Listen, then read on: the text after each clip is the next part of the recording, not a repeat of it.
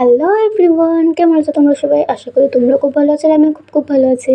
তো রথের দিন রাত 10টার সময় মেলায় যাচ্ছিলাম। আসলে আমি তোমাদের আগে ভিডিওতে বলেছিলাম যে আমাদের বাড়ির সামনেই মেলা বসে, রথের মেলা। তো দেখো, সেই জন্য আমরা রাত 10টার সময় মেলায় চলে গেছিলাম। তো দেখো, রাত 10টার সময় গিয়েও এরকম ভিড় ছিল মেলার মধ্যে।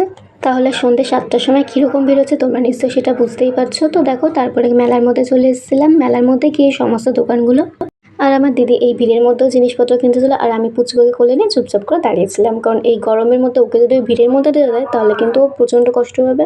তো তারপরে চলে গেছিলাম এই সফট টেডির এই দোকানটাতে। এই পুতুলগুলো নাচার দারুণ ছিল, এগুলো 100 টাকা প্রাইস বলছিল। তো আমরা এই দুটো পুতুলে নিয়ে নিয়েছিলাম।